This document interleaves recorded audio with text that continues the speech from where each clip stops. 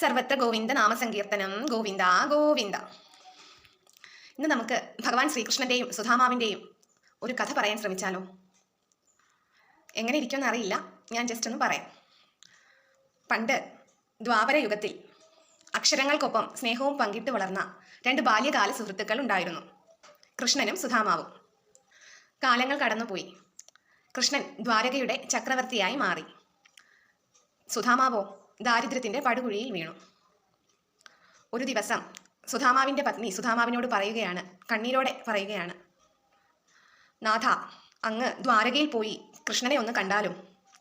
ഈ ലോകം മുഴുവൻ സഹായിക്കുന്ന ആളാണല്ലോ അങ്ങയുടെ സുഹൃത്ത്. നമ്മുടെ ഈ ദുരിതം അറിഞ്ഞാൽ തീർച്ചയായിട്ടും അദ്ദേഹം നമ്മളെ സഹായിക്കും. അങ്ങ് എത്രയും വേഗം ദ്വാരകയിലോട്ട് പോയി ഭഗവാന്റെ അടുത്ത് നമ്മുടെ ദുഃഖങ്ങളെല്ലാം പറഞ്ഞാലും. സുധാമാവ് ഇത് കേട്ട് ഒരു നിമിഷം ആലോചിച്ചു. ശരിയാണ്, എനിക്ക് എൻ്റെ പ്രിയപ്പെട്ട സുഹൃത്തിനെ ഒന്ന് കാണുകയും ചെയ്യാം. അങ്ങനെ സുധാമാവ് ദ്വാരകയിലോട്ട് പോകാൻ ഒരുക്കങ്ങൾ തുടങ്ങി.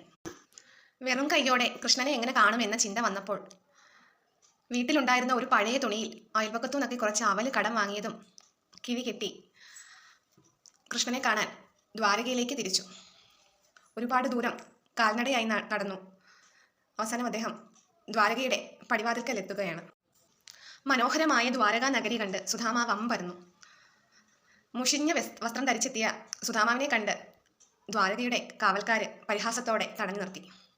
അകത്തേക്ക് പോകാൻ സാധിക്കില്ല എന്ന് പറഞ്ഞു. അപ്പോൾ സുധാമാവ് ആ കാവൽക്കാരോട് പറഞ്ഞു, ഞാൻ കൃഷ്ണന്റെ ബാല്യകാല സുഹൃത്താണ്, എന്നെ ദ്വാരകയുടെ അകത്തേക്ക് കടത്തി വിട്ടാലും എന്ന് പറഞ്ഞു. സുധാമാവ് പറഞ്ഞതൊന്നും കാവൽക്കാർ വിശ്വസിച്ചില്ല കേട്ടോ. എങ്കിലും ആ വിവരം കൃഷ്ണനെ അറിയിച്ചു. സുധാമാവെന്ന പേര് കേട്ടപ്പോഴേ ദ്വാരകാധീശനായ കൃഷ്ണൻ സിംഹാസനത്തിൽ നിന്ന് ചാടി എഴുന്നേറ്റു. പാദരക്ഷകൾ പോലും ധരിക്കാതെ ഓടുകയാണ് കൊട്ടാരമുറ്റത്തൂടെ.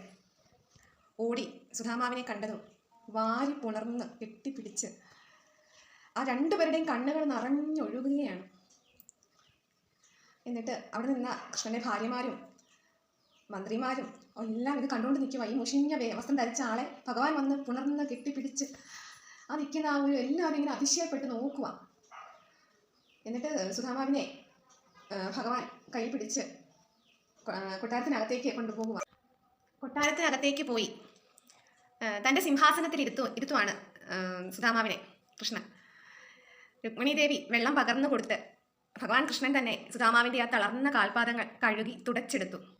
കുശലാന്വേഷണങ്ങൾക്കിടയിൽ ഭഗവാൻ സുധാമാവിനോട് ചോദിക്കുകയാണ്, തൻ്റെ ജ്യേഷ്ഠത്തി തനിക്കായി എന്താണ് തന്നു വിട്ടിരിക്കുന്നത്?